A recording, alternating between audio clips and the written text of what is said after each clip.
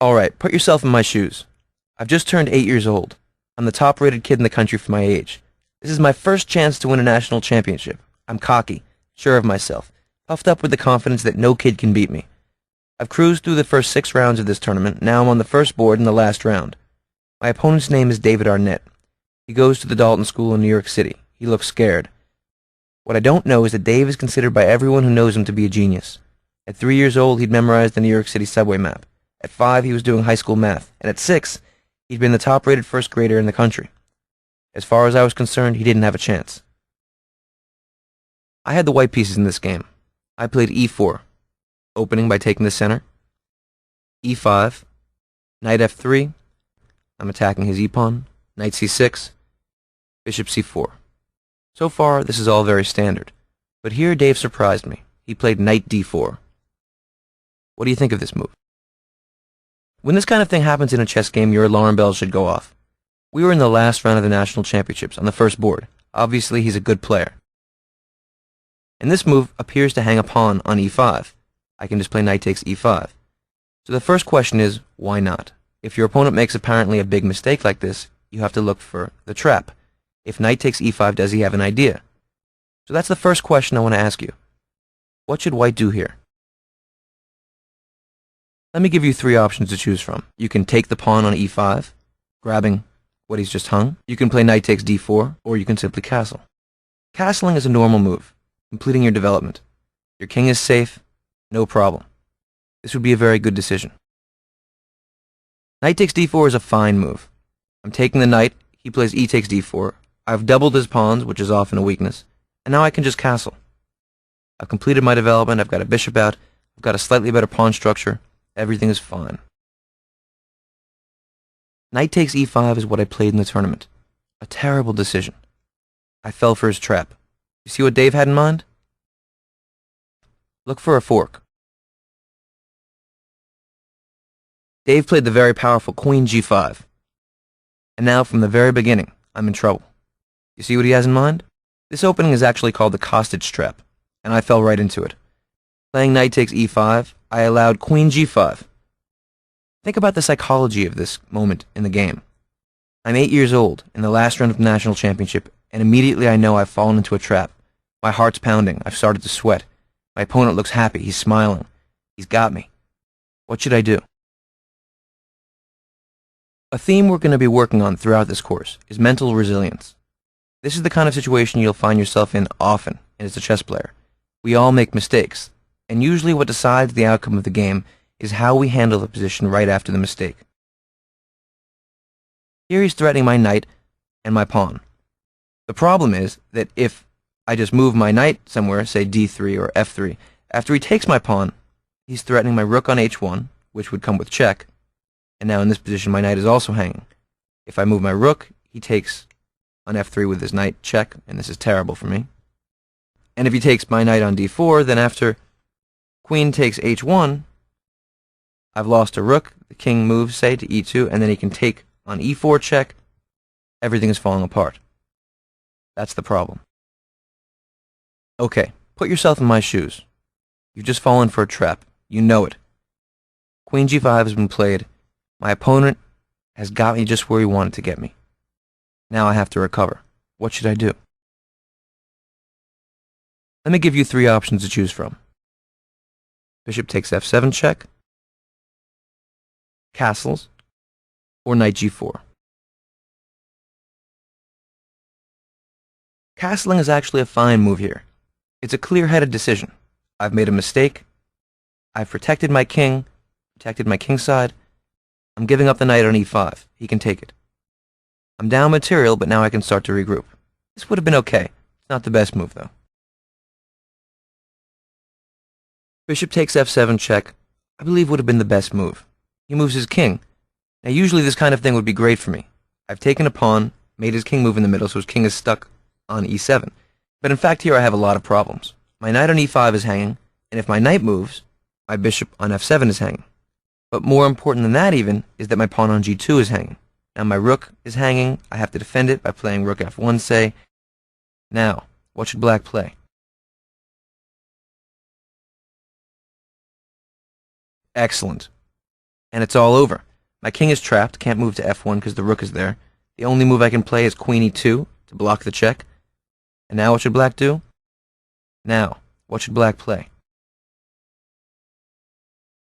Very good. Queen takes e2, checkmate. Excellent. And it's all over. That would be terrible.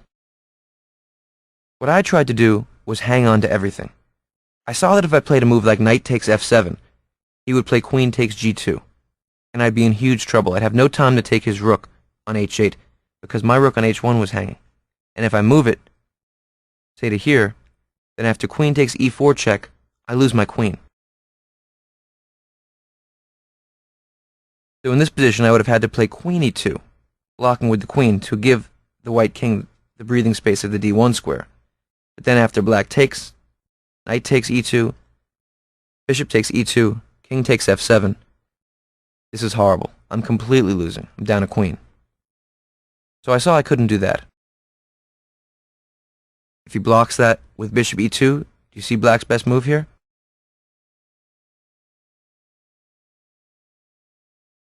Excellent. That's called a smothered mate. The bishop on e2 can't move because it's pinned by the black queen to the white king. The king can't move anywhere. Knight f3 is checkmate. It's all over.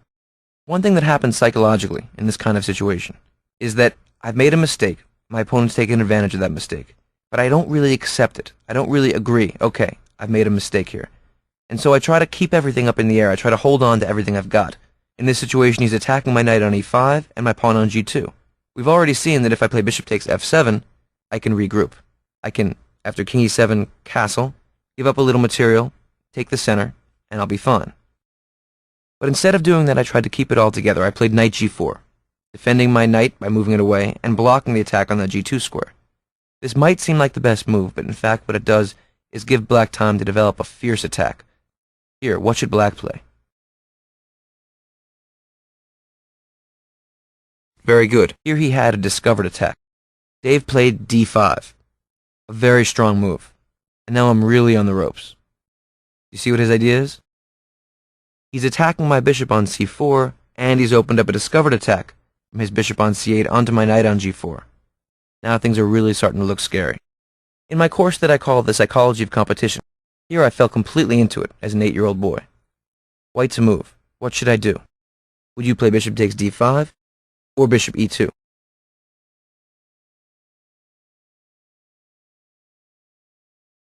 Yes, bishop e2 would have been the right choice. I'm getting my bishop out of the way. I'm not trying to save material. I'm just trying to survive here. Of course, he can win a piece. He plays knight takes e2, removing a defender of the g4 square. Queen takes e2, and bishop takes g4. Here I can block with f3. And, okay, I'm down material. I've lost a piece, but I'm alive. My king's okay. I can castle soon, get my king to h1, open up the center. I can start to fight back. This would have been okay. Not good, but okay. But that's where comebacks begin. Very good. I played bishop takes d5. My thinking, I'm sure, was that, okay, I'm losing a piece. I have to try to collect a pawn, try to get something so that I can come back and have a little material to work with. The truth is that I wasn't settled enough in my psychological state to recognize how much trouble I was in.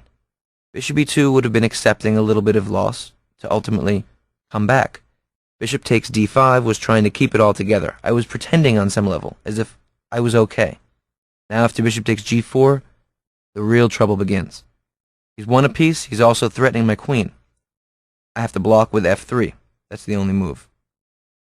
Now, what should black play? Let me give you 3 options. One is queen h4 check. One is just to bring your bishop back to d7 because it's threatened. And one would be the aggressive move, bishop takes f3. Which do you prefer? Queen h4 check is okay. I would play king f1, getting out of the way. His bishop would have to move back, and now I could start to defend. Notice that I can't play g3 here, blocking and attacking the queen. This might initially seem good because if his queen moves, I can take on g4 and I've won a piece back. But here he has the very strong move, knight takes f3 check. Now my king has to move, his queen gets out of the way, and I'm in huge trouble. My king's under attack, I've lost another pawn, he still has the piece, this is terrible. This is the kind of moment that all of your alarm bells should be going off as a chess player, if you have the black pieces here. Here, my king is stuck on e1. His queen, bishop, and knight are coordinating against me. I've wasted a lot of time. Here he can play bishop takes f3, g takes f3. And now, do you see his next move?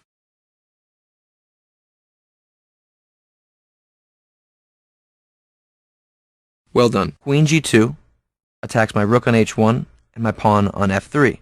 Knight takes f3, notice, is a deadly attack because my king can't move anywhere, and I have to take on f3 and give up my queen.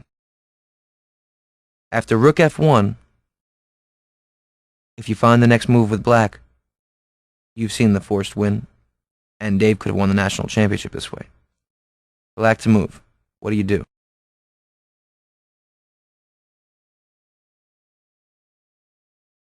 Very good. Best move would have been bishop e7. Very strong attacking move. Sometimes these slow moves in the middle of the attack, sometimes we always look for checks and checks and checks and captures. But sometimes what it takes in this kind of position is a thoughtful, present, quiet decision, bringing one more piece into the attack, and the idea, of course, now is bishop to h4 is going to be a mating attack. After bishop e7, there's no way for me to guard the h4 square. My king is stuck. There's no way for me to make room for my king to run away anywhere. Bishop h4 is going to come next and win the game. I'm dead lost. David could have played this. You see how quickly a game can fall apart with 2 or 3 mistakes? But look, Dave gave me another chance. He didn't realize how much danger I was in. He didn't have the presence of mind himself to seize the moment. He played bishop d7. Now I have a new lease on life. A little bit. I have 2 pawns for a piece, so I'm down some material. He's threatening on g2. The most important thing in this kind of situation is the quality of your presence of mind. If I had just been looking at this position as a chess game, I would have said, okay, I can castle here, no problem. Get out of the way. If he plays bishop c5, I can just play king h1. I defend. No problem. If he plays bishop h3, threatening mate here, I can play rook f2. And next move will be king h1.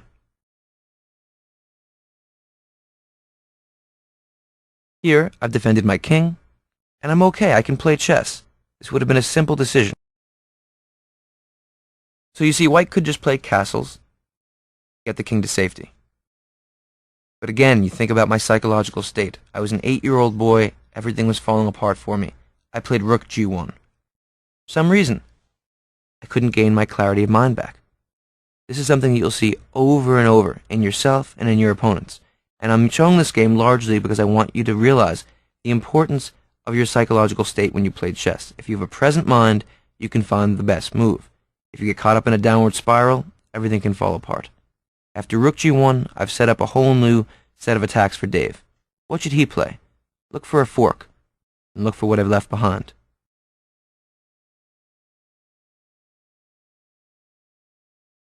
Dave played queen h4 check. His idea, of course, is that my king on e1 is in trouble, and if I play g3, blocking, then he can take on h2. My rook just left that behind. This is the principle I want you to also be aware of in chess. Look for the space left behind. I played rook g1, exposing the h2 pawn. He can take advantage of it with queen h4 check. Whenever your opponent makes a move, think, what have they left behind? Sometimes they have a threat, sometimes they've given you a potential threat. After queen h4 check, I didn't want to play g3 because after queen takes h2, it's just terrible. So I played king f1. And now Dave took the pawn on h2. Queen takes h2. What should white play here? Once again, we reach a moment where I have to have presence of mind. I have to regroup. I have to not try to take material. I have to recognize the only factor in this position, which is important, is my king safety. And you'll learn principles as you study chess. In the opening, you want to develop, you want to control the center. You want to bring out a piece, moving one piece, one time usually, in the opening. And you want to get your king to safety. If something is a little bit off from a principled perspective, here, for example, my king has been stuck in the middle of the board, what I should think about is my king safety. I should play a move like d3, next move bishop e3, cover up my king, defend, try to survive. That's what I should do. But again, I was caught up in the downward spiral, and I hadn't completely admitted that I was in big trouble. What I played was bishop takes b7. I was trying to get another pawn, my idea is, okay, I have to try to take some material to begin the fight. Before I could begin the fight, I had to consolidate my king's position, d3 and bishop e3. Instead, after bishop takes b7, I let black continue with his attack. He played rook b8, attacking my bishop. I went back to d5. What do you think black should play here? Would you play knight f6 or bishop c5? Both moves bring a new piece into the attack. Which do you prefer? Knight f6 would have been an okay move. He's bringing the knight out, he's eyeing the bishop here. Maybe the idea of knight h5 to g3, which is very strong. But bishop c5 has more immediate threats. He's eyeing the rook on g1, which is very hard for me to defend because his queen and bishop are lined up. When his knight moves with a discovered attack, we call this a discovery. When the knight moves out of the way, it'll expose the bishop's attack on the g1 square. So then black could play queen takes g1 check, which will be terrible for me. So in this kind of situation, anywhere the knight moves will open up this deadly attack. So it's like the knight has a free move. It can move to f3, knight takes f3. He could take on c2, attacking my rook on a1. He could play knight b3, attacking my rook on a1 again opening up the queen and bishop on the g1 square. Bishop c5, preparing a discovered attack, which is a very important attacking weapon for you to learn. The discovery is a very important weapon for you to master. Bishop c5, bishop and queen eyeing g1, a great attacking move. At this point, things were really terrible, and I just tried a last-ditch attempt, b4. My idea, to be honest, was trying to distract his bishop off of the g1 square, because things are really falling apart. If he played bishop takes b4, I would have succeeded. But he didn't, of course. Dave took with the rook. And after the fork c3, Dave just came back knight c6. Opening up the bishop and the queen on g1. Of course, Dave could have played more actively. He could have played things like knight b3 or knight c2. Discovery is with more attack. He could have even taken on f3. But okay, he played knight c6. Now, once again, if I play d4, which would have been the best try probably, he can maintain his attack on the g1 square by sacrificing. What would you play for black here? This is the kind of moment in an attack where you just keep on going. My position is teetering right on the edge. He can play knight takes d4, and after c takes d4, bishop takes d4. Both my rooks are attacked. His next move is going to be queen takes g1. If I give up my queen, then I've lost a queen. If I don't give up my queen, I'm going to get my rook taken. Then he'll take on g2. Then he'll bring his bishop into the game. My king's stuck in the middle. I'm going to get mated right away. Here, once again, I seem to deny the fact that I was in big trouble. I played c takes b4. He played queen takes g1 check. King e2. Knight takes b4. This was a big mistake by Dave, actually, because he allowed me to trade queens, which brings up another important principle. If your opponent has a tremendous attack against you, if your king is stuck in the middle of the board, what you want to do is trade queens. So if the queens come off the board, I can start to consolidate. Now, another conflicting principle is that when you're way up in material, you usually want to trade down. This is something we'll go into later on in the course. So here Dave has to decide which principle is he going to live by. Is he going to maintain his initiative by continuing the attack, or is he going to allow a trade knowing the endgames will be good? In this situation, Dave should have continued the attack. He could have just played knight d4 check, removing the defender of my queen on d1, and it's all over. But for some reason he played knight takes b4, and here, of course, I should have played queen takes g1, but at this point my mental state was completely wrecked, and I played d3. And Dave had mate in 1, queen f2 checkmate. Think about how many bad moves were made in this game. And Dave and I were the two top 8-year-olds in the country. So when you think about chess, it's not about perfection. It's not about not making a mistake. All chess games contain mistakes. Usually the winner is the one who's been most successful in rolling with the punches, dealing with the adversity as it came up, and who's able to recover when things go wrong. Take a look at this next game. This was really an awful loss, but it's a wonderful example of the downward spiral. I showed this game for a number of reasons. One is that it was a tremendously important moment in my life. It sparked a big crisis, and it spurred me into a much healthier relationship to competition. Another reason is that this game in many ways serves as a counterpoint to my entire philosophy of learning and performance. A huge emphasis of this course, my book, and all my instructional material is resilience. In this game I was anything but resilient. In fact, I was about as brittle as you can get.